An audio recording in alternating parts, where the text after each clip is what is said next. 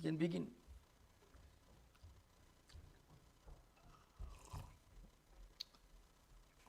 Welcome, everyone, to the continuation of our class on the foundational texts of Indian philosophy. The class will also be recorded and posted to YouTube afterwards. During the call, please keep yourself muted. After the call, there will be a Q&A session assisted by Bobby Coleman. At that time, please use the raise hand feature of Zoom to maintain a queue, and please stay on mute unless it's your turn. Thank you.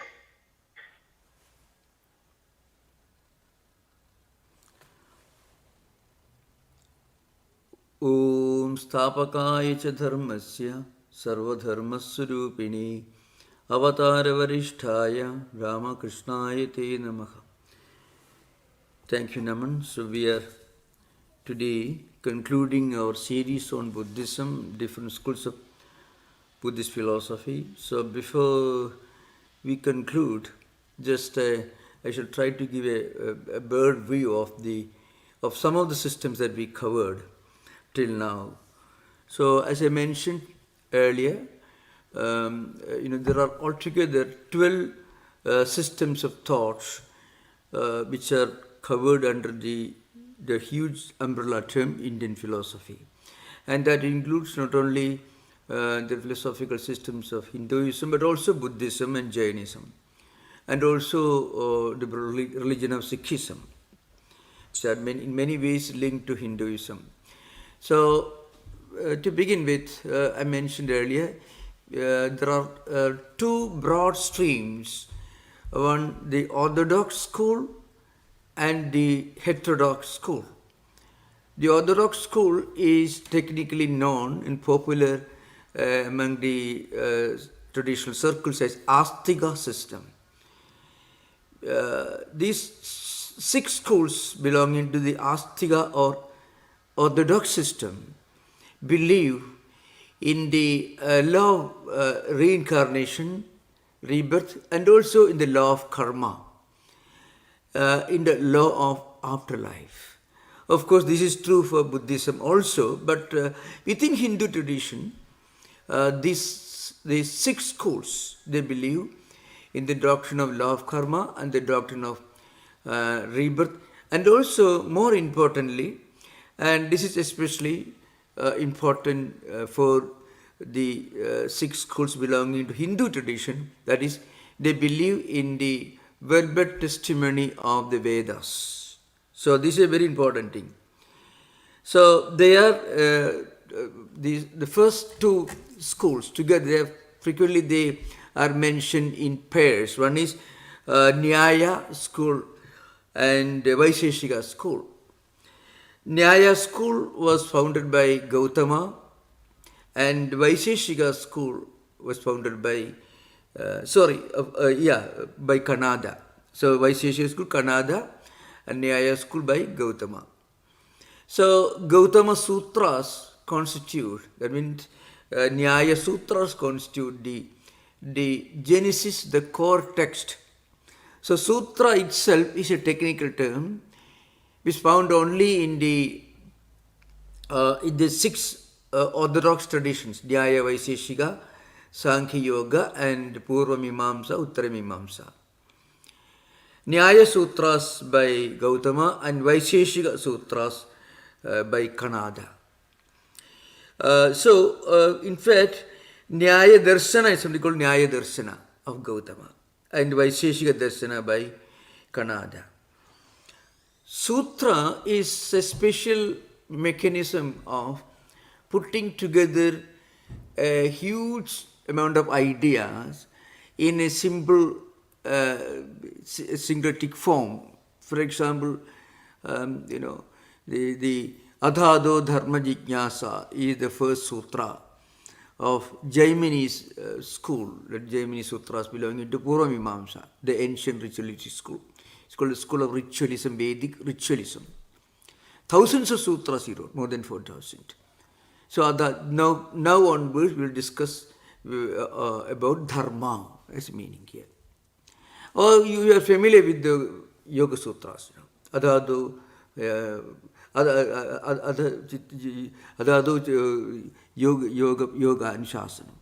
Atha Yoga Anushasana. Atha means now onwards. Yoga Anushasana. Anushasana means instruction, discussion. We are now going to begin a discussion on yoga. Atha yoga anushasana. Atha yoga anushasana we call it. Now there is a definition for the sutra mechanism. Alpaksharam asandigdham saravad vishwato mukham astovam anavadyam cha sutram sutra vido viduhu. It's already mentioned earlier. A small, tiny statement, which may not be even a full sentence. It may not necessarily be one phrase. It could be just one word. It could be just one word. Or in the context of Panini's Vyakarana, it could be just a few letters. Ayunu, A-I-U-N, that's called. One of the sutras, 14 sutras, or Maheswara Sutras of Panini. So it could be a letter, it could be a single word, it could be many words put together, it could be a phrase. So this mechanism is a peculiar feature of all the 6 schools of Orthodox Indian philosophical systems. Sutras.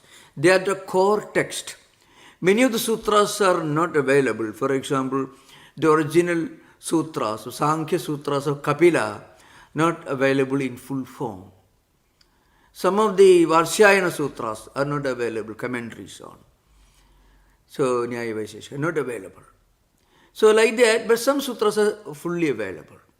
So, the first one is Nyaya Sutras by Gautama, and Vaisheshika Sutras by Kanada.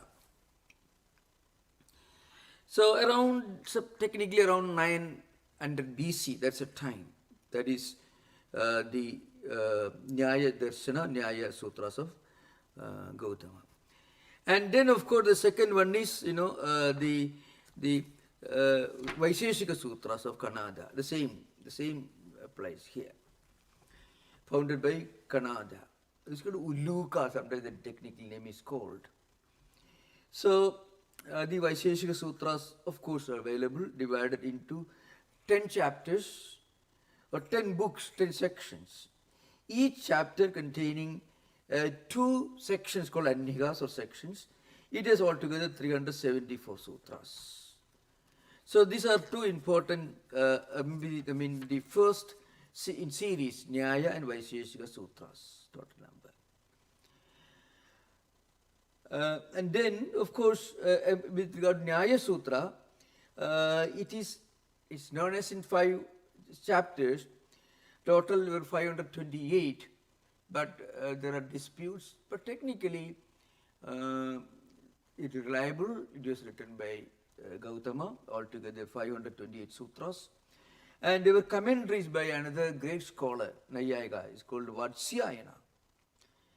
Nyaya Bhashya as another commentary, sub-commentary, Nyaya Vartika. And again, this Nyaya literature is very extensive. And one of the most prominent name in their tradition was Udayana, Udayana's Nyaya Kusumanjali. There are many, many books in this Indian logic. So, and then the third and fourth, first and second only over Nyaya and Vaisheshika. We already discussed this. One reason why we did not go to extensive discussion of Nyaya and Vaisheshika systems is that they are purely academic topics. Unlike Vedanta philosophy or Buddhism or Jainism, these systems of Nyaya, Vaisheshika, these 2 systems, they do not have a dedicated following, a tradition, a heritage, a hierarchy of teachers and people who follow, who claim to follow that path. But Nyaya system is just a purely school of logic. But Nyayikas also accept the verbal testimony of the Vedas. Vaisheshikas also. They are based on Sutra written. Nyaya Sutras by Gautama and Vaisheshika Sutra by Kanada. They are the authentic sources. And then the next one is Sankhya and Yoga. Sankhya system is also more or less purely academic. You don't have a dedicated following like the followers of Ramanuja, followers of Shankara, followers of Buddha, different schools, the followers of Nagarjuna Srinivada, the followers of Asangas or Vasubandhu's Yogachara. We don't have a dedicated following community for Sankhyas. To some extent, yoga, darsana, yoga philosophy has a following in the sense there are many people, even today there are people who practice or try to practice different disciplines mentioned in the Yoga Sutra. So they do have a dedicated following, but not Sankhyas, Naiyayikas or Vaisheshikas. So Sankhya system, Nyaya, Vaisheshika systems. These three have great academic value, and anyone who studies Vedanta philosophy traditionally have to go through these works of Gautama's Nyaya Sutras, Kanada's Vaishesha Sutras, the commentary books especially. Those who study higher Vedanta should study Nyaya Kusumanjali Udayana, which is a very important foundational work, very unique work in the logical tradition. And not only establishing Indian logic, they do have philosophy in which they try to prove the existence of God. That is why a unique feature of Nyaya Kusumanjali, in which Dayanacharya, he was called Acharya because he was highly revered and respected for his dedicated effort to prove the existence of God.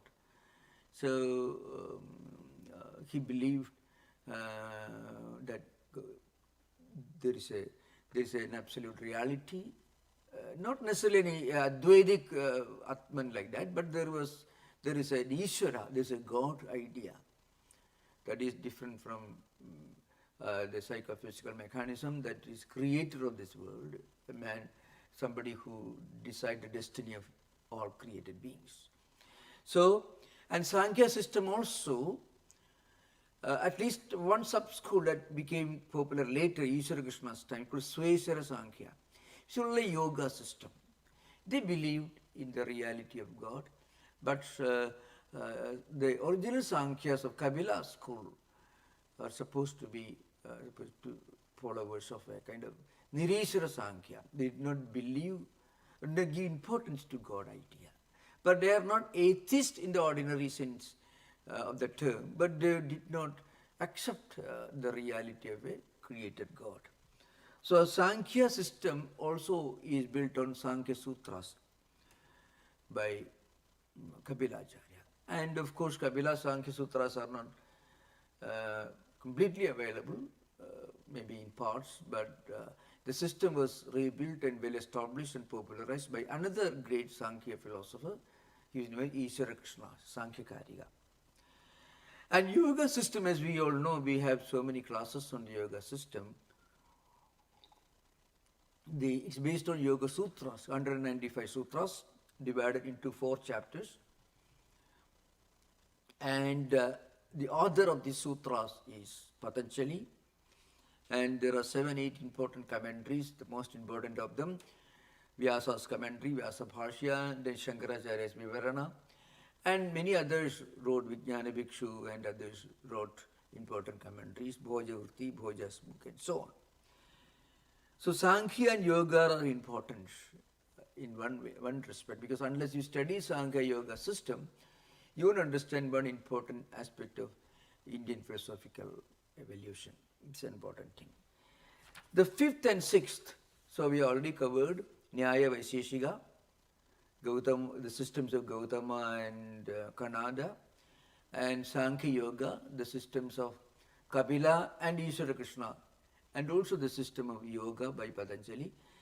The 5th and 6th, that is the 6 Astika or orthodox systems of Indian philosophy, which look upon Vedas as a supreme verbal authority. It's an important thing. One is Jaimini's Purva Mimamsa. Mostly they consider the Karma Kanda, the ritualistic portion of the Vedas, which is quite huge, as the basic text. And they believe that Vedas essentially are meant to teach you certain rituals. And according to them, the very idea of Upanishads, of Brahman, Atman, these ideas are not the most prominent part of Vedic philosophy. They are subsidiary. The most prominent, the most important portion of Vedas deals with elaborate rituals to be performed by married people, mostly by husband and wife together, which involved performing huge Vedic rituals, offering different things under sacrificial fire called Homagni. Offerings meant to please different deities, Devas and Devatas. So there is something very interesting about this ritualistic school of Jaimini. Jaimini is the author. Very, very prominent name in Indian, even not only just philosophical but cultural tradition. So I shall say a few things before going to Vedanta, which we already discussed. Just recapitulating what we discussed so far. According to Jaimini, any statement, any Vedic sentence in which a definite ritual is not clearly mentioned, that statement has no meaning, no relevance, no importance. Amnayasya kriyarthatvad anarthakyam adudarthana. So Jaimini says, Jaimini Sutras. Amnaya means Vedas. Vedas are meant for teaching kriya. Kriya means rituals. Rituals means a person who goes through Vedic studies, then marries, have children, and when he is living as an householder, he, accompanied by his wife, should perform certain rituals.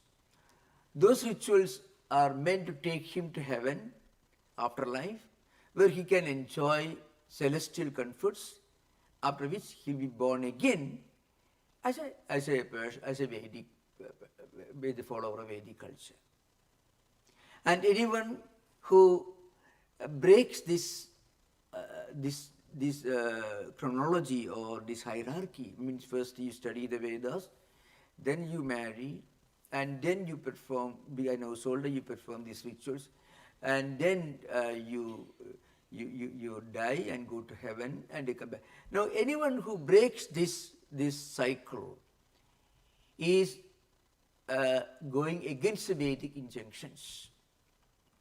So, for example, I have to mention here, this is very important, I mentioned earlier once, Shankaracharya's greatest contribution was, he told these ancient ritualists, it is wrong for you to say that every individual should go through these elaborate rituals. If an enlightened person, by virtue of his good deeds in his past life, feels an aversion to enter material life, wants to become a mystic, wants to take to mendicancy, then he has a right to do that. Shankaracharya said, Brahmacharyadva, Grihadva, Vanadva, edakhareva virajit, tadakhareva pravarjit. The ancient statement from Vajrasujika Upanishad, then Sannyasa Upanishad, and so on. This is against Mimamsakas.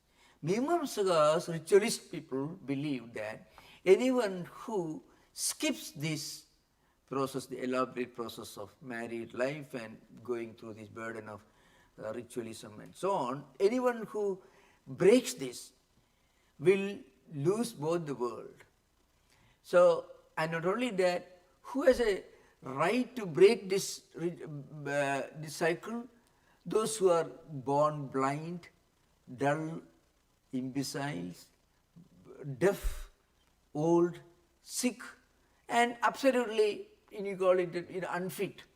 Such persons alone can have a right to become a mendicant or a mystic without going through these elaborate process of marrying and getting children and practicing rituals. Rituals are meant only for material comforts, for progeny, for wealth, and for going to heaven, and so on. So this is an important point. Shankaracharya is a revolutionary, came and said, no, if an enlightened person like Buddha or a Shankara or a Vivekananda or a Ramakrishna Paramahansa, any of them, if they don't want to go through this elaborate worldly life, they can take to mysticism any day, any moment. That's what. But then it was Shankaracharya who defended the Upanishadic portions. And another point to remember, when we discuss so much of Upanishads, we have to remember the great Upanishad statements which in modern times influenced and astonished in a way people like Schopenhauer, Paul, let's say Paul Deussen, Max Muller, MacDonald. I'm just naming those Western admirers of Upanishads or Vedanta.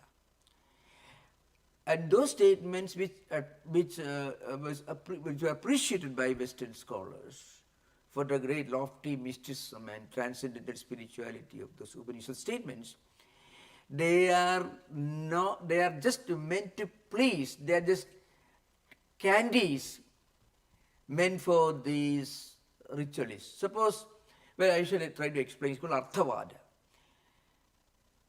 I shall try to explain this. Rituals, it needs some examples also. Suppose a child refuses to take medicine which is very, very, very sour, very bitter. Then a grandmother will tell you, if you take this medicine, I will give you this candy. Okay. Now, the child will eat that candy, then of course, because he wants to eat the candy, he is willing to take that bitter medicine.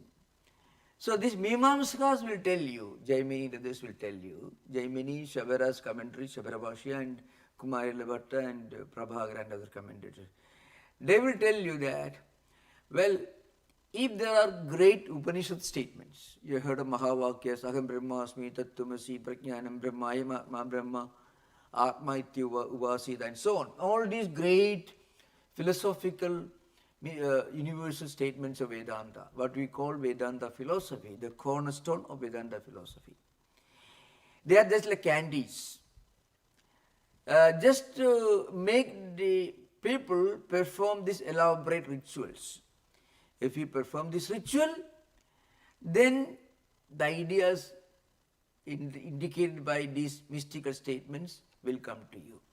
For example, Aham Brahmasmi, I have discussed this, it comes in the Brihadaranyaka Upanishad, the Mahavakya Shukla is Veda, Tattvamasi Chandogya Samaveda. Okay, now, some of the most profound statements in the entire Vedic philosophy, Vedic literature, just a few, Aham Brahmasmi, Tattvamasi, and so on. If you ask Vivekananda or Shankaracharya, they will tell you these are the most profound statements. But Mimamsakas will tell you these are all candies. Candy just to tempt you to eat, to take the medicine, to tempt you to perform this ritual. So if you perform this ritual, Aham Brahmasmi become a reality. Aham Brahmasmi means I. Brahman means Deva, some celestial beings, gods and goddesses in the heavens. They will appreciate and they will admit you to the heavens if you perform these elaborate rituals. Tattvamasi also like that. Tat means this Devata, celestial beings in the heavens. Tva means the performer, the one who performs these rituals. Chandogya Upanishad.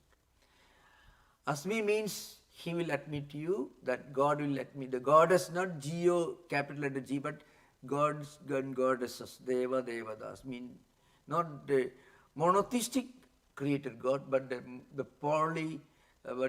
polytheistic gods and goddesses. They are in different places, like angels, comparable to angels in Christian tradition.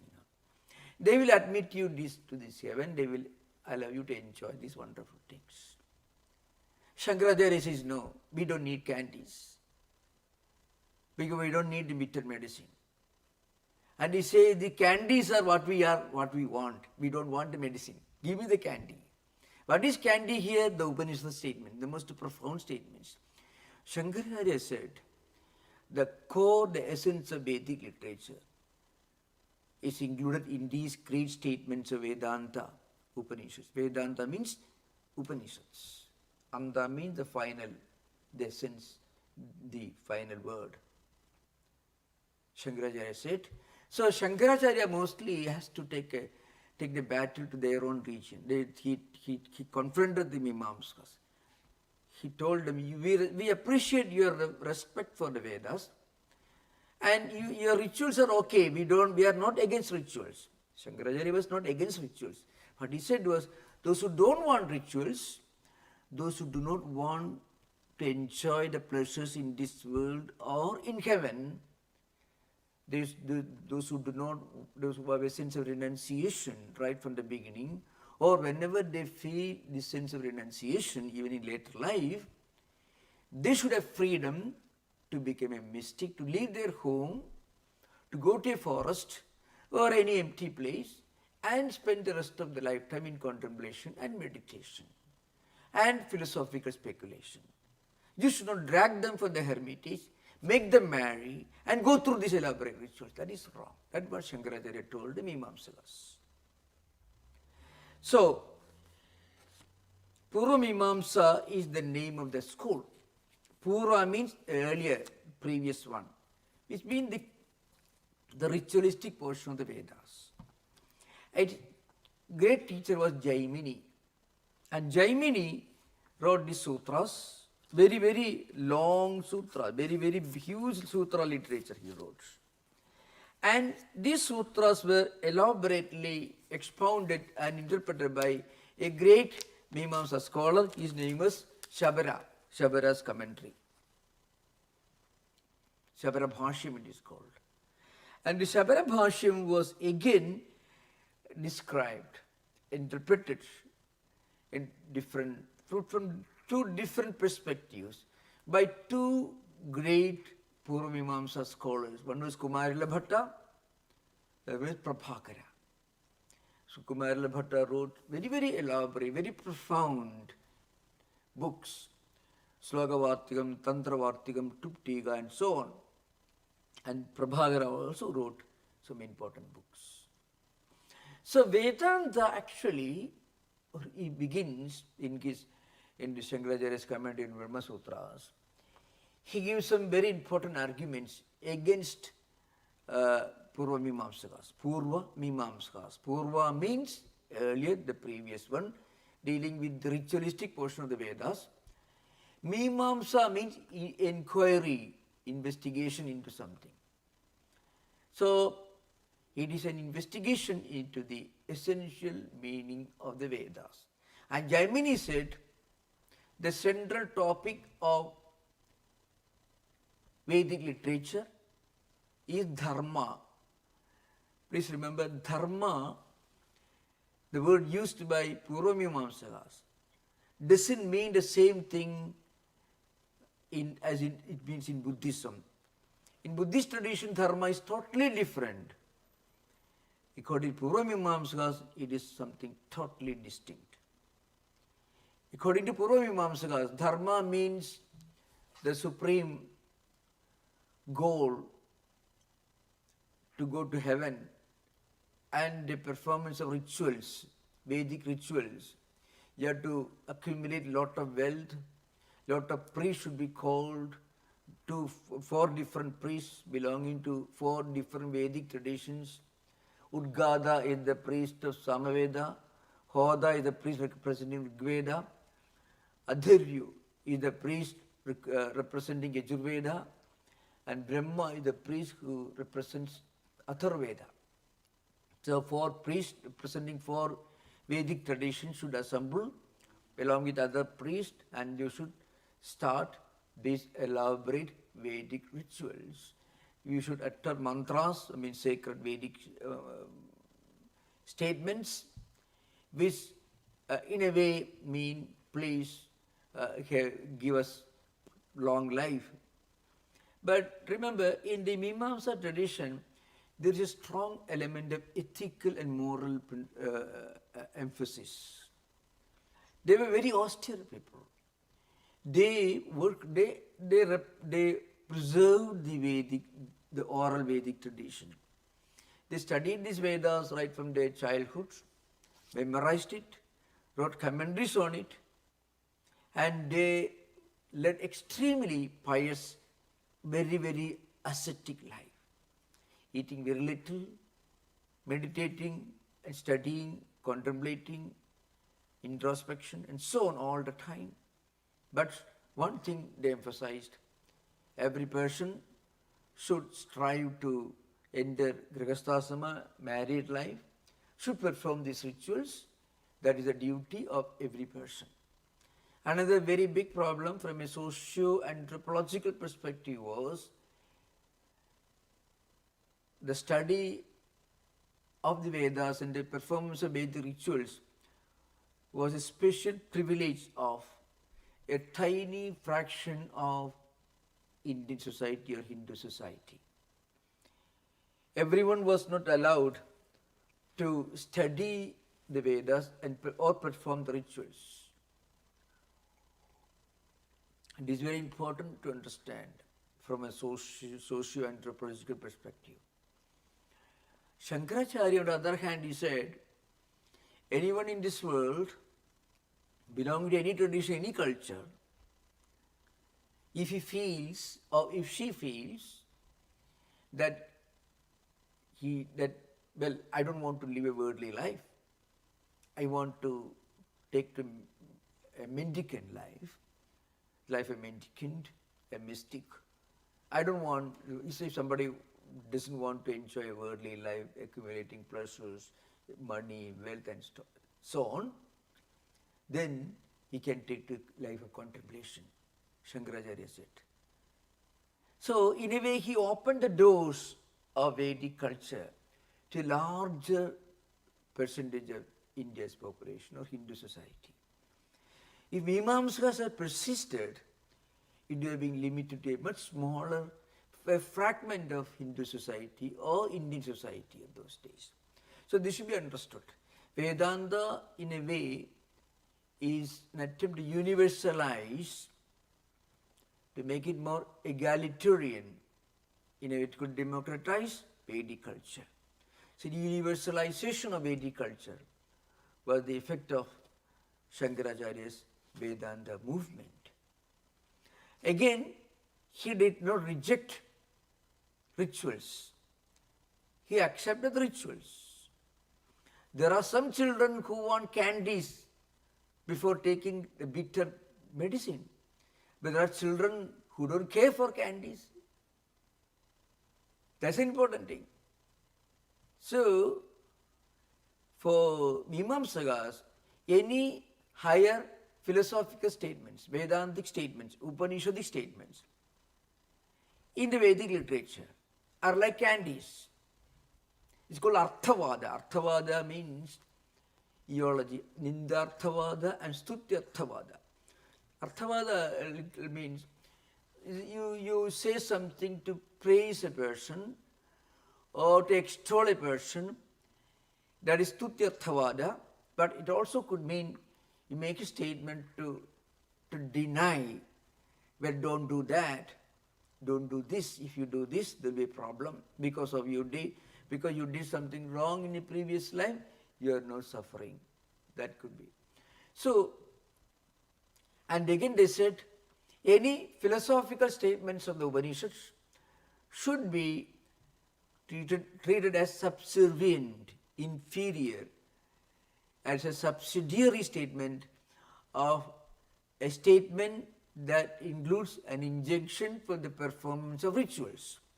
So in other words, for example, Tattwamasi, Aham Brahmasmi, some of the great statements in the Upanishads, Mahavakyas and so on, which form the essence of Vedanta philosophy, Vedic spirituality.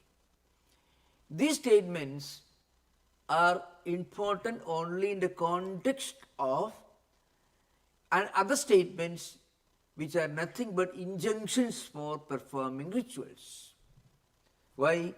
Because every word in the Vedic literature is relevant and significant. So nothing should become insignificant or irrelevant. So you should make somehow these Upanishad statements should have a meaning and significance. All right, they are inferior. I mean, they are they are subsidiary to Vedic injunctions. Upanishadic words, higher philosophy, is subsidiary to Vedic injunctions for performance of rituals. This was the essence of Mimamsa system of philosophy. I didn't deal with this system very elaborately, but that's why today, before concluding, I wanted to say a few things, because we already discussed Vedanta schools. We discussed Vedanta schools, Shankaracharya's Advaita, Bhaskara's Bheda, Yadav Prakasha's Bheda, Ramanuja's Vishishtadvaita, and Madhvacharya's Dvaita, Nimbarka's Dvaita, then Srikanta's Shaiva Vishishtadvaita, and then Sripati's Bhedatmaka Vishishtadvaita, Vallabhacharya's Suddhadvaita. It's an ancient small French group, Shuka, is that is Bhedavada, and then Vijnana Bhikshu's Atma Brahmaikya Bhedavada, and Beladevada, Chaitanya Mahaprabhu's system, Achintya Bheda. 12 systems of philosophy we discussed. Each of these 12 systems give importance to Upanishads. Vedanta means Upanishads, of which Shankaracharya's system is the most universal, philosophically, spiritually the most exalted one, and still the most popular and the most celebrated school. There are 11 other schools of philosophy within the umbrella of Vedanta philosophical systems. And again, in the Vedantic tradition, they give importance to the triple foundations of Vedanta. One is the Upanishads, Shruti Prasthana, and Brahma Sutras, Nyaya Prasthana, and Bhagavad Gita, which is part of Mahabharata, is Smriti tradition, Smriti Prasthana. So I was trying to give just a bird view of different Astika and Nastika traditions of Indian philosophy in this series till now. And after this Astika system, which includes 6 important schools that call the Orthodox system, one is Nyaya Vaiseshika, that is respectively by Nyaya by Gautama and Vaiseshika by Kanada, and Sankhya Yoga, Sankhya by Kapila and Yoga by Patanjali, and Purvamimamsa, Uttaramimamsa, means Purvamimamsa is ritualistic schools, Uttaramimamsa means the Vedantic schools. Purvamimamsa founded by Jaimini and Uttaramimamsa, Vedanta. There are 12 schools of Vedanta, of which the most celebrated are Shankaracharya's Advaita, Ramanuja's Vishishtadvaita, and Madhvacharya's Dvaita. And even among the 3, the most celebrated, well-known school is Shankaracharya's Advaita. These are important to remember. Now we say a few things about Buddhism, which we discussed somewhat. Now, I mentioned earlier, there are mainly 2 traditions. One is Hinayana and Mahayana. Hinayana system is called Theravada, sometimes called. Mostly it is prevalent in Sri Lanka, Southeast Asia, and etc. And of course, the Hinayana system is based on the Pali canon, so Buddha Ghosha and Magaliputta, etc. and others. Then we have got another Hinayana system, that is Sarvastivada. The first one is Theravada, that is sub-branch. The other one is Sarvastivada. Sarvastivada is also, you find them in North India. Vasubandhu is Vasumitra, Katyayani Putra, Vasubandhu, and so on. Vasubandhu later became, of course, he wrote Vijñapti Matrada Siddhi, became a prominent name in the Yogachara system. He converted from Sarvastivada to Yogachara system. He was influenced by his own brother, Sasanga. Then Sautrantikas and Vaibhashikas. So mostly you find them in Central Asia and Kumaralada, Dignaga and others.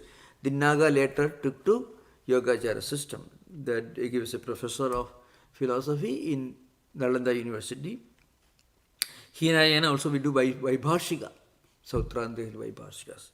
They also belong to mostly today's Afghanistan and Kashmir, where the areas where it was prevalent, mostly Vasubandhu and others.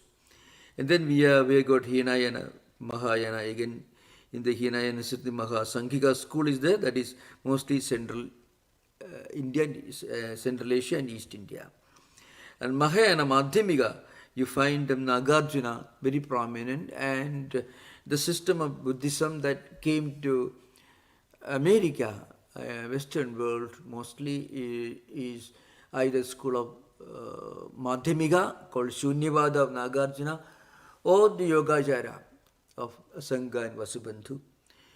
And of course, the Vajrayana system of Tibet also later came to this country. So this is a philosophical background that I gave, that I tried to explain or expound during the earlier sessions. Now a few things about our next subject we are going to discuss. So the subject that we are going to discuss from now onwards, now means I will be away, I will be traveling abroad, and I will be back only from 24th or 23rd November onwards. So the next class will be on November 30th. And we are going to begin a discussion on Indian philosophy of values. Philosophy of values is also a very significant part of philosophical tradition of a country. And the reason, as I mentioned earlier, I did not give very elaborate discussion on Sankhya, Nyaya and Vaisheshika, these three schools, because they are basically academic courses. So you will be interested in these systems only if you are studying or specializing on different schools of Indian philosophy. It's not the situation right now. So I skipped these three, but at some point later, if you are interested, we'll discuss at some other time. But it will be really academic thing. We don't be able to connect Sankhya system or Nyaya Vaisheshika system with any social or cultural aspects of modern society or modern life. But Mahabharata is very important. Mahabharata is the most important work on Indian philosophy values. When we're talking about the foundational text. There are many books written on this subject. Hiriyanna has written, and Dr. Adakshanan has also mentioned. But Hiriyanna, and also there are modern scholars, but I'm talking about some of the foundational works written in Indian language. So in India, in English language, by traditional Indian scholars who were familiar, who studied the foundational Sanskrit texts and then wrote in English, I'm talking about. So I think from 1930s onwards, quite a few books were written on this subject by scholars in India who had access to the original text, foundational text, Ramayana, Mahabharata. So we will discuss, to begin with, we'll discuss Mahabharata from, quoting, referring to original verses in the Mahabharata. Remember, Mahabharata is latest and shortest version of Mahabharata has got more than 100,000 verses. And Ramayana comes second, but Mahabharata deals with stagecraft, concept of dharma, nuances of practicing dharma, dharmic values, ethical, moral values, both intrinsic and extrinsic values in the context of stagecraft, social life, family life, and so on.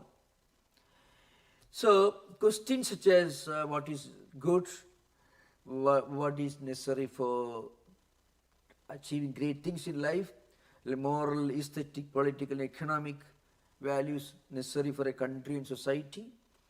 So all these are discussed in the Mahabharata in different contexts, both intrinsic and instrumental value, as I mentioned here. So intrinsic value refers to something valuable in itself It has got an intrinsic value, inherent value, happiness and so on. Instrumental value is found in things which may be as a means to an end, for example, wealth, status and so on. So Mahabharata deals with both intrinsic and extrinsic or instrumental values. You need karma. Karma means achieving the desires, desirable things in life. And artha means. So Mahabharata will tell you it is perfectly okay to achieve, to have good life in this world. That is, karma is okay. Karma here means the desirable ends in life. Artha means instruments, the means. For example, extrinsic value or instrumental value, artha, status and so on. But you should never ignore, never practice, never make use of the means for creating wealth and things for enjoyment. You should never deviate from the path of the regulating principle called dharma. So dharma, again in Mahabharata, in this context, dharma means ethical, moral principle. So we have to remember that dharma has got a transcendental meaning in Buddhism, the supreme ideal. The same dharma has got a totally different meaning in ritualistic school of Jaimini, where it means performing a duty, practicing rituals, performance of rituals. But here dharma means ethical, moral principle. When you practice, when you make use of different means in life for achieving your desirable goals, you can do your best, you can have all the good things in life, but you should not deviate from the principle of dharma. And when you acquire, when you enjoy wonderful things in this world, at some point you will realize, well, these things are not everlasting. This realization comes only when we pursue our desirable goals in life without deviating from the path of dharma. So if we uphold dharma and then try to achieve great things in life, then at some point you realize there is something higher to pursue. That is moksha. These four values, dharma, artha, kama and moksha, more or less they include both intrinsic and also instrumental values in life. So anyway, I'm not going to discuss much more on this subject. And Mahabharata itself, as I mentioned earlier, it can be called the encyclopedia of Indian ethics and morality. There are innumerable dynasties mentioned, the hundreds of characters, dozens of dialogues and episodes, dozens of crucial movements, conflicting situations in Mahabharata, which can be compared with some of the modern classics also. So on the one hand, it is a great classic, but a great classic for with a message to give to humanity. And that's why it is still relevant for the last thousands of years.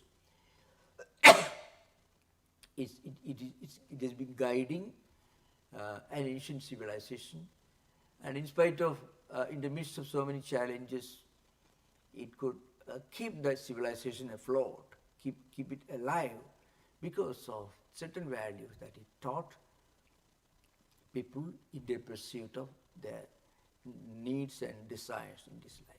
So we can have an interaction right now. Most welcome. Thank you. Bobby will have to say something about this, I believe. Thank you, Maharaj. That was an incredible overview of the Sanskrit literature and its foundational texts and the interplay amongst the various schools that we've been studying for these weeks in this course. And I wanted to ask you about a figure that comes a bit later, Yeah. and who seems to be a pivotal figure in sorting out the difference between the Mimamsa ritualists and the Advaitins. Yeah. And that's the Advaita city of Madhusudana Saraswati. Yeah. In a way, it seems to be so important to the overview that some of this does get clarified in a way that resonates to our time today. Yeah. And so the way that you discuss the ritual focus of the Mimamsarans,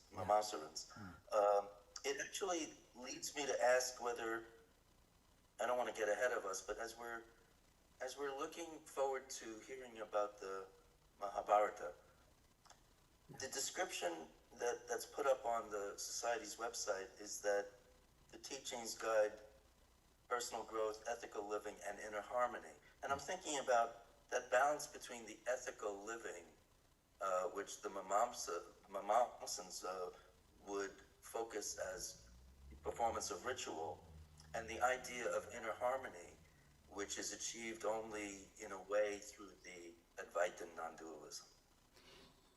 Yeah, that's a very profound point, Mimamsakas ritualism emphasized ascetic practices only to preserve the ritualistic tradition. It was, there was much less altruism in Mimamsaka system.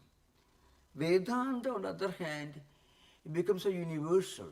Anyone living anywhere in the world, if he reads a statement from the Upanishads, he may feel, well, the Upanishads are not talking about a single religious tradition.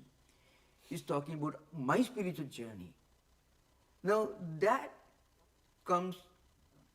impression you get only when you read the Upanishad statements, not Mimamsa statements. Mimamsakas tell you the entire Vedic corpus, the essence of the corpus is dharma. Dharma means the obligation to perform the rituals. So there are 14 different rituals. Sapta Havir Yajna, Sapta Soma Yajna. 7 kinds of elaborate Vedic rituals in which they use Soma juice, and Soma is offered in the fire. And then Sapta Havir Yajna, I mean there are 7 types of rituals in which they offer other items like, for example, ghee, I mean clarified butter, curd, cooked rice, and things like that.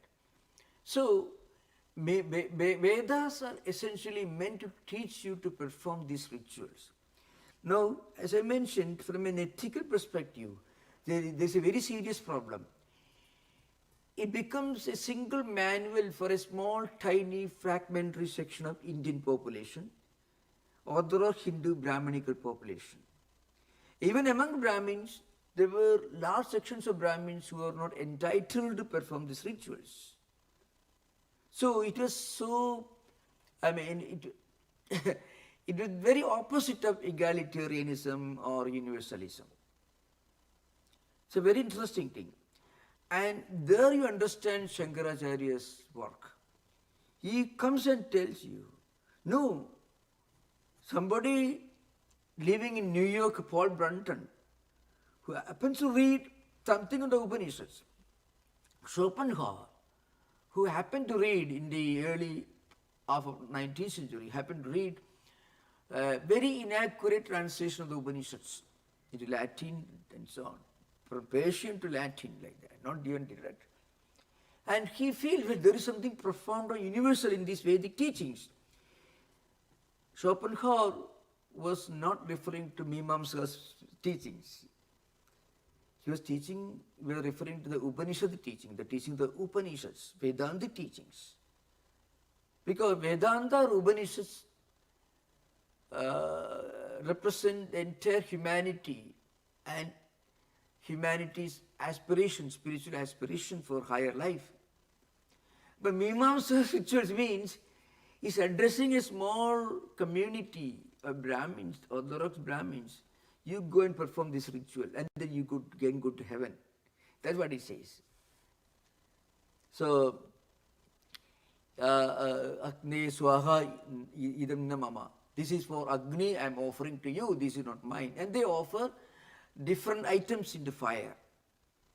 So that Agni, a fire, a deity, is the Agni Yajñavahaka, means it's a representative or the one who transports your offerings to higher world, higher celestial beings, other deities, devas, devatas, gods and goddesses inhabiting the heaven. They get these offerings we are offering to fire, because fire god will transport this to them and they'll be happy. They'll give you rains, they'll give you wealth, they'll give you wonderful things. This is the only purpose of Vedas. How terrible it is. Now Shankaracharya says no. Again, he did not say that these rituals are meaningless. He did not say. You have to admit there are some children who need candies to take bitter medicine. Perfectly understandable. He said, well, I don't tell you that these rituals are totally meaningless, totally without any significance. They do have their place, but don't tell me that everyone has to do it. There are people who are not interested in going to heaven even. There are people who are not interested in making money, performing rituals, praying to different deities for more wealth. No. There are people, a highly diabetic person, you can't ask him to get more sweets unless you want to kill him. So he won't perform a sacrifice for getting sweets like that.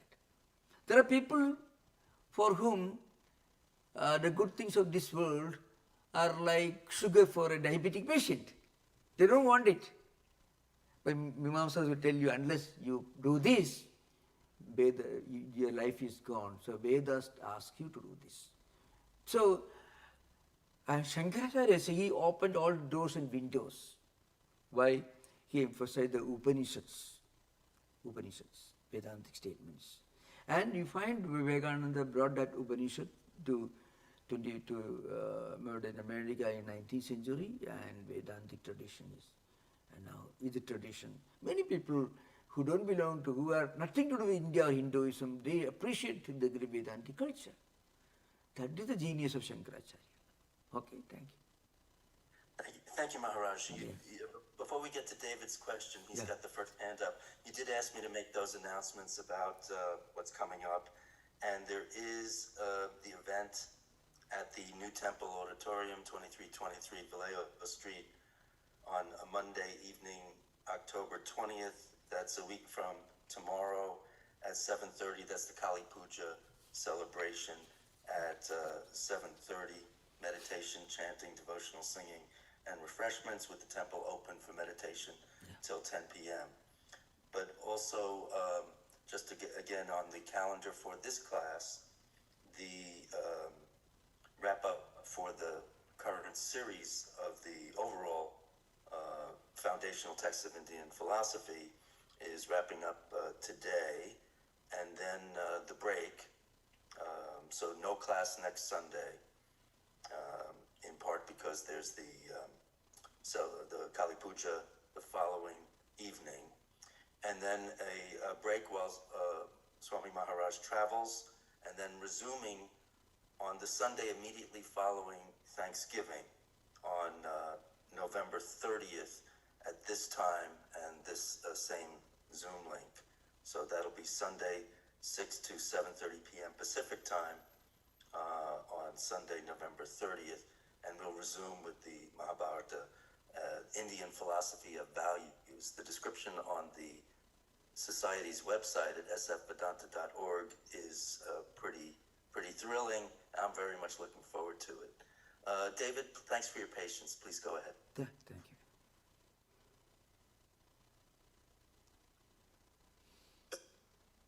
Hello, Swami. I had several questions.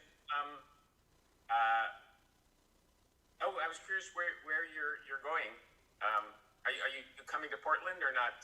No, not Portland this time. Okay. I may visit Portland sometime next year, during the early part of next year, as part of the celebrations, but not this year.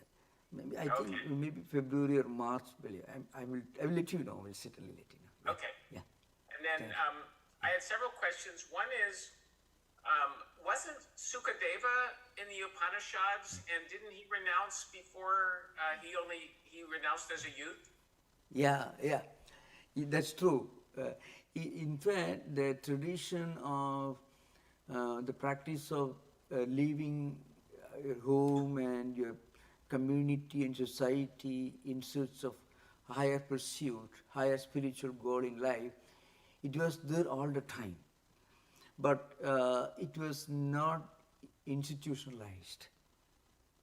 It did not become a system. It did not become a monastic institution or a monastic tradition.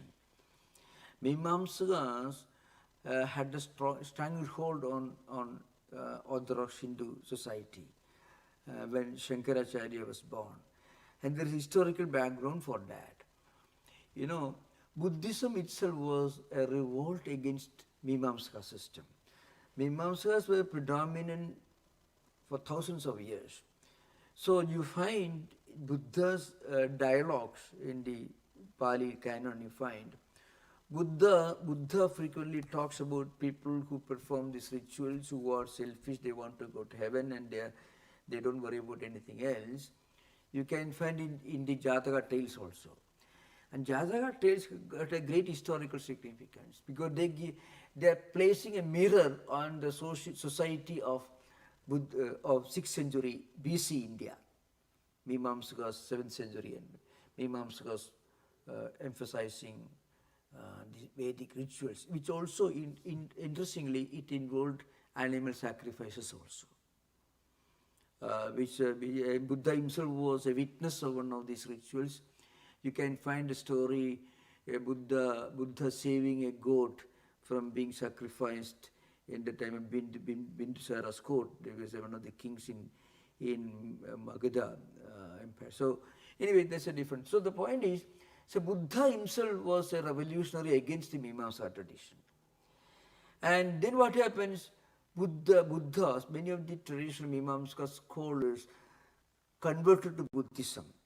And they wrote these great books, Nagarjuna, Dingnaga, Vasubandhu, Chandragirita. All of them were traditional Sanskrit scholars, Brahmins, who were Mimamsakas, who became Buddhist scholars. Again, their brain, they won't keep quiet. So they brought all these philosophical systems, Sautrantikas and Vaibhashikas, Vijnanavada, Shunyavada, and so on. Wrote these hundreds of volumes, Nagarjuna. All of them were traditional Brahmins. Most of them were Mimamsakas. Then what happened, they denied the Vedas. So these Vedas are totally meaningless. Not only Vedas, Vedanta, the entire Vedanta, just like Martin Luther he wanted to revolt against the Catholic Church, but even denied the great mystics of Catholic tradition. That was a great loss to the spiritual tradition of Europe, something like that.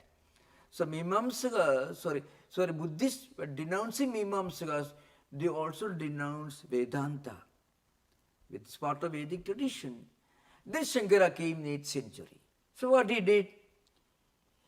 He had to reclaim Vedas. So he had to fight on two fronts. One is, you have to tell the Mimamsakas, you are wrong. Rituals alone do not constitute the essence of Vedas. You have to tell them. And he defeated them all.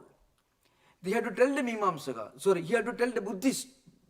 He had to tell them, Vedas are all utter nonsense. Vedanta is a universal spiritual philosophy. So, you have to remember this confrontation began in 7th century BC. Because of Mimamsaka's emphasis on ritualism, Buddha was a response to that problem. Buddha brought another tradition. When Buddha denounced Vedas, he was effectively denouncing the Mimamsaka's system of Vedic tradition, ritualism. Shankara came 1200 years later. What he did, he had to reclaim Vedanta. On the one hand, he had to reclaim Vedanta from Mimamsakas, and he had to claim Vedanta from Buddhists, who totally renounced the entire Vedic thing. So you find Brahma Sutras, there are hundreds of arguments, one after another. So what he did, he told the Mimamsakas, we accept that rituals are necessary, but not for everyone. See, in the Brihadaranyaka Upanishad and in the Brahma Sutras and Chandogya Upanishad, you find there is the dialectical confrontation between Buddhists, between Mimamsakas and Shankara. Mimamsakas will tell you, well, their argument Shankaracharya puts forward. They say, you can become a monk, you can take to spiritual life, only when you become totally blind, totally deaf, totally dull. You don't have any wealth. You're absolutely an imbecile. All right, then you need not perform rituals. Otherwise, you should perform rituals. Kana, Kubdha, Badhira, Antha, like that. This is a word. Kana means one eye gone. And then Badhira means deaf. Antha means totally blind. Like that, he says. If you are poor, if you are rich. So only such people alone can take to higher life. Do you think Schopenhauer will be impressed by that? No. Paul Brunner will be impressed by that? Schopenhauer read Upanishads as understood in Shankaracharya's perspective. So the great spiritual awakening to India's Vedantic wisdom happened because of Shankaracharya's Advaita philosophy. It was a universalization of Vedic culture. It doesn't say, you go there, you do this, you have to collect this, you on a specific day, depending upon the stars. Vedic astrology was very important to ascertain the exact time, day, auspicious occasion to perform these rituals. And you have to collect all these priests, you have to need a lot of wealth, you should be physically healthy, you should be wealthy, you should be able to collect all this, and then you perform these rituals. Then you know what happens after death, you can go to heaven. Sargakamo yajeda. Sargakama means somebody who wants or desires of going to heaven. Yajeda means you should perform ritual. Shankaracharya, he never told them your rituals are wrong. What he said, don't tell me that everyone should perform these rituals. Don't tell me that the rituals are the only subject of discussion in the Vedic literature. That's where we differed with them. He accommodated what was relevant, because you can't tell everyone everyone should take to higher philosophy. At that time, rituals were the way of life, practicing Vedic culture. That's why you have to think of 8th century AD. Okay, thank you. I don't know if did I answer your question? Yeah, yes, you did. I have a couple other questions. If Yeah. there are no others, can I ask? Yeah, please. yeah, Welcome. Yeah. So then the other question is, so there's the Brahma Sutras, the Vedas, and the Bhagavad Gita are kind of the three main, the Upanishads, the Brahma Sutra, and the Gita. Is it true that Shankara essentially was the one who made those three the most important? Yeah. But before him, no, what was there? No. But Shankara was the first person to consider these three as the triple foundations of Vedanta philosophy.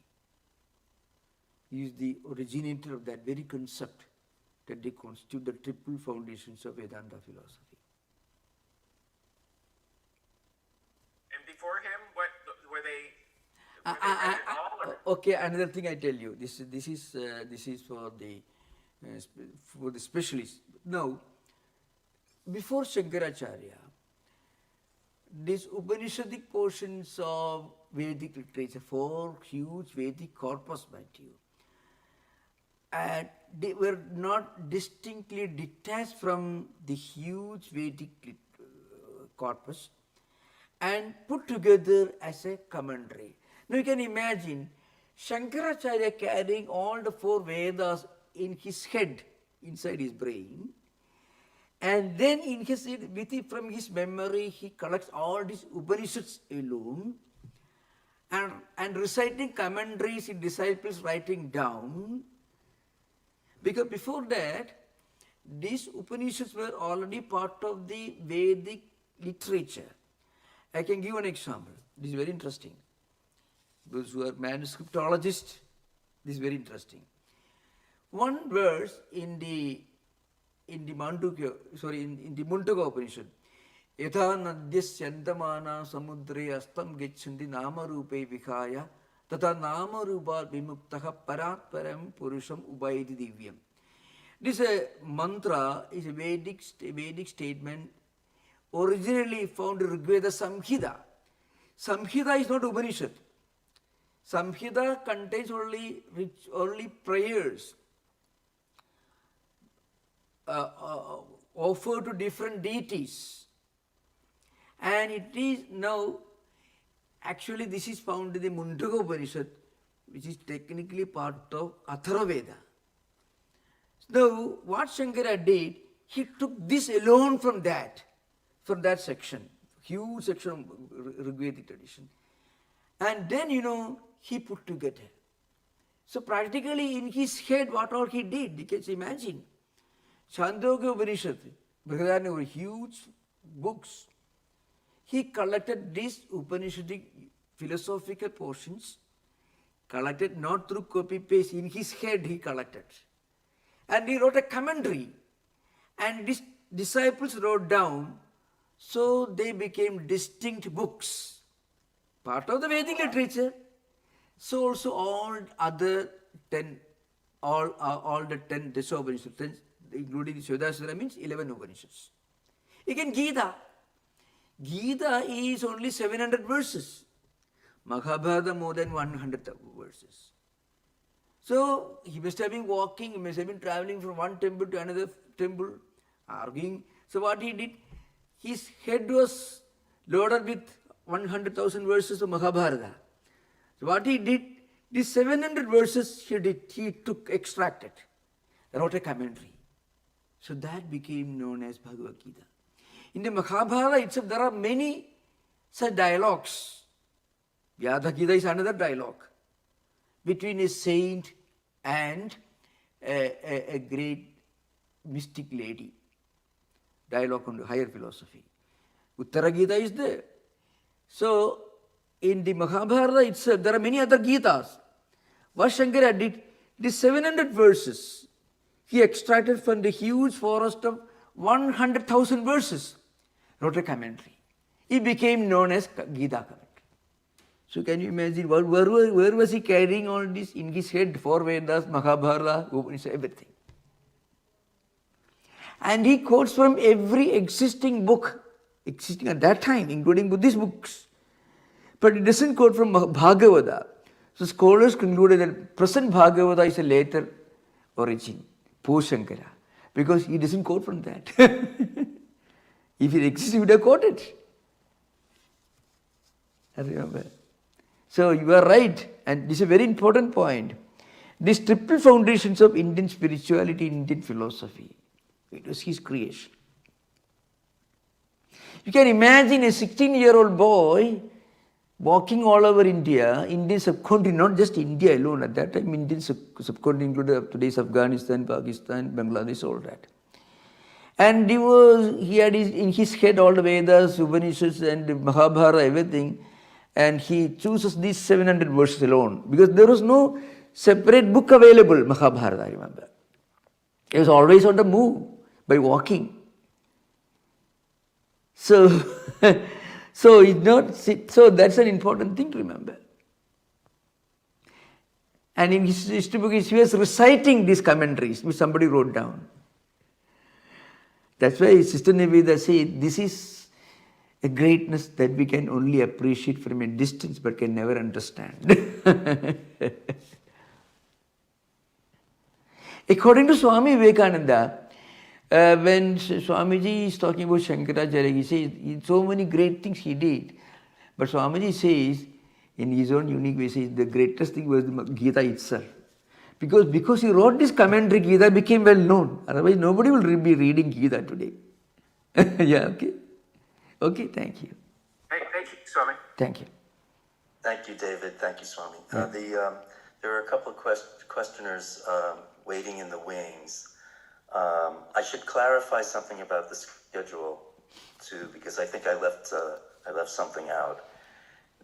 There is, for those attending the Friday scripture classes at the Old Temple in San Francisco, that is scheduled to happen on October 17th. So that's the Friday scripture class at Old Temple at 7:30. That is going to happen. On Sunday, the 19th, there is no Sunday lecture. And then on Monday is Kali Puja. Then the following Sunday, the lectures will continue. Pravajika Shantiprana is doing the lecture on October 26th, that following Sunday. But for the next 2 Sundays and into November until November 30th, this class will be on hiatus until Swami's return. And then, of course, the monthly calendar of other events for November will not include Swami's instruction either on Fridays or Sundays while he's traveling, but will include the other Sunday lectures and other activities at the temple, including Vespers on Wednesday, for example. So I hope that clarifies that. There's a question before we get to Sagata, who's got his hand up. There's one from online that preceded that. And it's interesting because I'm mentioning that we're doing the Kali Puja. Kali Puja, and there's also other ritual worships that come at this time of year in many traditions, Diwali and Sukkot and All Souls Day and all sorts of things that are ritualistic in nature. So the question that is from the Zoom chat, performing arati during a puja, what's the context for that ritual, if not a vestige of the Mimamsa tradition? Is it to purify as part of yogic form of concentration or something else? Yeah, this arati, that's true. So it has nothing to do with Mimamsa tradition, absolutely nothing. And not only that, the puja the way we perform puja these days, it is more tantric than Vedic. In Vedic tradition, there was no puja, and this is an important point. Remember, historically speaking, there was no elaborate puja rituals ever mentioned in the Vedic literature. This is a very important thing to remember. Vedic literature never deals with puja descriptions or anything. According to Purva Mimamsa tradition, the only, or maybe the most important spiritual religious practice is the performance of one of these 14 yagas or yajnas. They are called Adhiratra, Agneya, Aptaryama, Jnadhana. There are different Vachapeya, Ashwamedha. There are different yagas. They call yagas or yajnas, Vedic rituals. That is what is explained in the Mimamsa literature, not puja. Puja became popular after the emergence of the big temples. Temples did exist even in ancient times, but Mimamskas never considered this as an important part. But I have to mention one thing. Every Mimamsaka will have a family deity in his home, his own family deity, and will be performing puja, meditation, and so on. But big temples and all these elaborate rituals did not exist during, let's say, at least till 2nd millennium BC. It's an important thing to remember. Most of the biggest Hindu temples that you find in India today, they belong to an era after the 2nd or 3rd century AD. It is much later, after Mimamsa's practical, at the time of Buddhism. So we have to remember, Mimamsakas never bothered about erecting huge temples or performing pujas. And the Arati of Vespers is part of puja tradition. It is not part of Vedic ritualistic tradition. Vedic ritualism, there is no Aratri or anything. Not only that, it was a kind of, call it polytheism. They believed in polytheism. Polytheism means so many different deities, gods and goddesses, who are controlling nature, who are controlling the entire phenomena. So I can quote from one mantra, particularly, Pashyema Sharadashadam, Jivema Sharadashadam, Bhuyasya Sharadashatat, Sunuyama Sharadashadam. Means, what it means, Sharadashadam means 100 autumn seasons. So, Jivema Sharadashadam means, let me be blessed with 100 years of long life. Pashyema, let me be blessed with my power of vision for 100 autumn seasons, meaning 100 years. So, prayer for long life. This is the prayer they used to utter. And then, in Yaska's Niruktam, these different Vedic deities are described. For example, Devo, Danadva, Dyotanava, Dyupanadva, Dusthanova, Bhavatiti. Deva means these Vedic deities. Deva, Devadas and so on. Indra, Mitra, Varuna, Agni, all these Devas and Devatas. Later these Devas and Devatas, from that background only we got different monotheistic God ideas. And again that also Shankaracharya comes to the picture.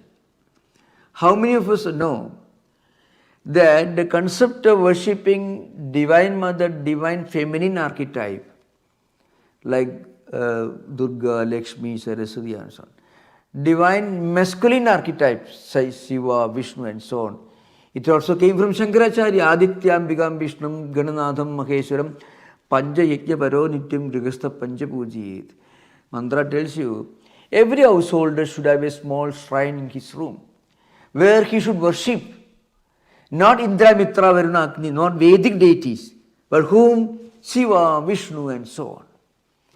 So, Shankaracharya, he recruited all these smaller number of deities from the Vedic pantheon. So, what I want to tell you was this. Vedic religion was essentially built upon polytheism. But there are also strong elements of monotheism and monism also in Vedic literature. That monotheistic aspects and monistic aspects were extracted by Shankaracharya as Upanishads, and he wrote commentaries on them. But otherwise, if you see what is the first mantra of Rigveda, Agnim Ile Purohitam Yajnasya Deva Murtijam Hotaram Ratnadhatamam. This is the first mantra of Rigveda Samhita. Agnim Ile, I propitiate, I worship Agni. And who is Agni? Agni is fire god. Because you are offering this, you are offering all this in the fire, homa fire. That Agni takes this offering to different deities. So one portion gives to Indra, another portion gives to Varuna, Agni and so on. This is an ancient concept. You have to remember, during the early Vedic age, there was no image worship in India as a popular social practice. They were worshipping, they may be worshipping their home. So you find, but then this popular image worship and puja rituals, arati, did not exist during the early Vedic times. You have to remember one thing. Maharaj, I want to satisfy the clarity of the questioner who's not participating. So, as the questioner's agent here, if I follow you correctly, and bear with me for just a moment, Sal, because I know you're if I follow your response correctly, you're saying two things. One is that the arati that we perform today and the pujas that we perform today are distinguishable from what the what the Mamamsarans were doing.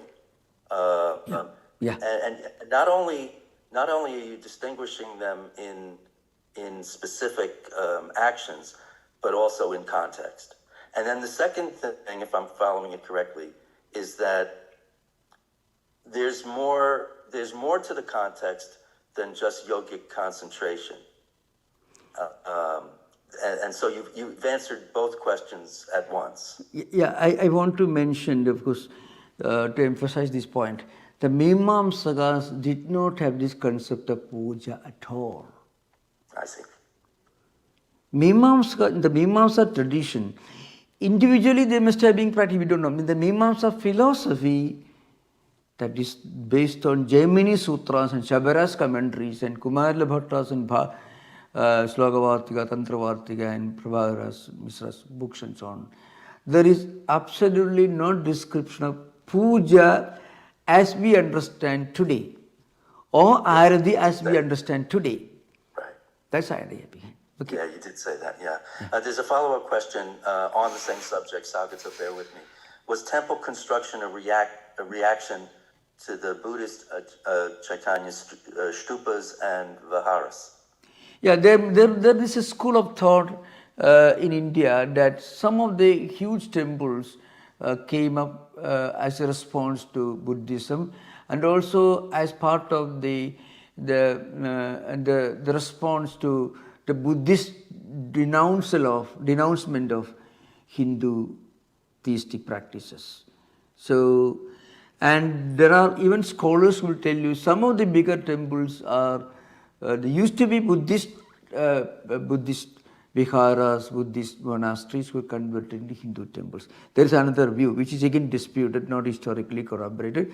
There is no doubt about it that some of the bigger temples came into existence maybe much later, after Shankaracharya or Mimamsakas reclaimed Vedic heritage. To give an example, the biggest temples in India that exist in India today, in South India I'm talking, because there were many great temples in North India which were destroyed by the Muhammadan invaders.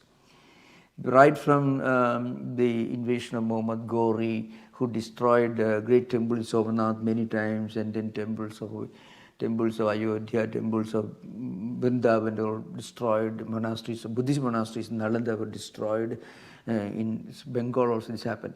So there's a different story. But some of the most solid structures or temple structures that exist in South India today, they belong to an era after 3rd century AD or 4th century AD onwards. The Pallava, some of them were built in the 7th or 8th century AD onwards. The temple of Trivandrum, Padmanabha Swami temple, they say that more than 2,000-3,000 years old, but maybe not the same form as now. But the huge temples in Tamil Nadu, for example, the Virgudiswara temple, Bhagonam temple, Tanjore temples, Pallavas, Cholas, Pandya, the huge temple structures. The Madurai temple is one whole city, is a temple only. Nothing, there is nothing.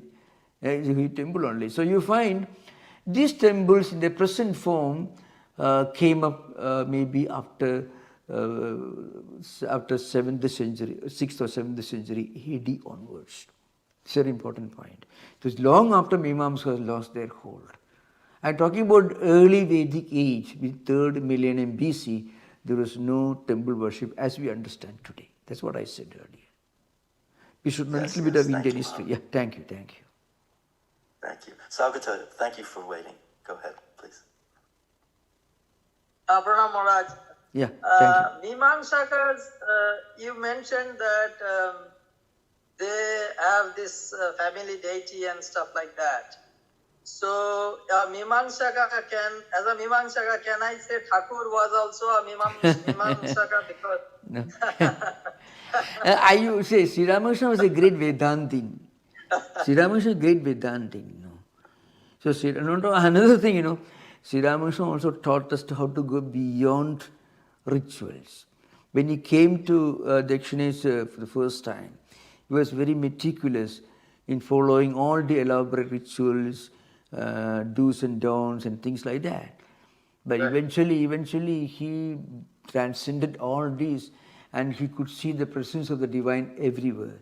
Even he could not pluck flowers and bilwa leaf because everything in this world is an expression of the divine. So that kind of attention to details in performing puja cannot be linked to Mimamsa tradition, but I tell you that kind of great sense of sanctity even in the performance of minute ritualistic practices, it is maybe it's grounding. It goes back to the Mimamsaka practice of extreme asceticism. It's an important point. I can tell you, Shankaracharya himself was born in a family which had long Mimamsa roots. Because an important point I forgot to mention to you, Mimamsakas were responsible for the preservation of Vedic literature, which included Upanishads also. So they were all orally transmitted, never written. I think the earliest available manuscript that's now available may not be older than perhaps 7th or 8th century AD. But this Vedic tradition was transmitted orally. So you are supposed to memorize every bit of it. So this memorization, remember, this was done by Mimamsakas. Extreme care, extreme attention to details. And I don't have time to tell you, there are places in India where this Vedic chanting, I call it Prakriti Vikriti, 10 different forms of chanting, from A to A, B, C, D, etc. Then A, C, E, etc. like that, and then backward and forward and things. These are all different mechanisms meant to make sure that not a single word, not a single sound is missed or forgotten. So that is Vikritis and Prakritis. So Vikritis, different forms of recitation, may look a little crazy, but for them that was life. That is life for them. Memorization without forgetting. So they used to practice this in different forms of recitation. Altogether there are, Jada, Mala, Ratha, and so on, which I don't have time to describe. There are different vikritis, different modes of recitation and memorization, all meant to make sure that not a word is forgotten and not a word is replaced by another word. That's the idea behind. That care is comparable to Sri Ramakrishna's meticulous attention to every single little detail that you find in his early part of his life in the Dakshineshwar, where he was extremely careful doing things. With that extreme care only you'll be able to go beyond that level of, care, where you naturally do what is the best. If you study very well in the kindergarten, then only one day you can go to higher universities. That's the idea. Okay? Transcendence. Okay, thank you. Wonderful. Maharaj, on that level, it's very impressive. In its way, it's very impressive, and also preserves the oral tradition of the texts themselves. Yes. Yeah, exactly. In fact, Panini wrote Ashtadhyayi Panini Siksha, Panini Vyagana. Panini has got very elaborate descriptions on the recitations, ritual, long vowel, short vowel, and so on, and so on. So anyway, this is a very entirely different subject, which is not very, not very relevant to our context. So thank you. But before, again, thank you, Bobby, for making very, very clear all the important events. Kali Puja next 20th. But most importantly is that the next class for this class is November 30th. November 30th. This class will be November 30th, next Sunday, 6 p.m. And Kali Puja on 20th October. That is, I think, that is on Monday. and then there'll be no class Yes. next Sunday, and also. But at the same time, we'll have the last session of the the Old Temple in-person event on Friday. So there is another announcement that is coming. I will read it out before I conclude. So Viveka Chudamani class, there will be no Viveka Chudamani class. Why? Next class will be Kali Puja. So there is a announcement that Sashi. So there will be no class on Friday, December 5th. Oh, that's all. So please remember, there will be no class on Viveka Chudamani. That is Friday, 7:30 class in the Old Temple. No class on December 5th. That's okay. That's an important announcement. But there will be class on November 17th, which is this Friday. Yeah. Oh, this Friday there will be class. This Friday there will be class on Viveka and then Kali Puja on Monday, October 20th. That is New Temple Auditorium, 2323 Vallejo Street, San Francisco. So meditation, chanting, and devotion, singing, worship, refreshments will be served after the service. Remember, the time is 7:30 p.m. The evening. 7:30 p.m. October 20th, Monday. Okay, and there will be worship, puja, and refreshments. Prasad will be served. Thank you, every one of you. Thank you. So get ready for Mahabharata, Indian philosophy of values. So thank you. Namaste. Om Shanti Shanti Shanti Harihi Om Tat Sat. Sri Rama Krishna Arpanamastu. Namaste. Thank you, Maharaj. Happy holiday. Thank you, Everybody. everyone. Happy Diwali. Thank you.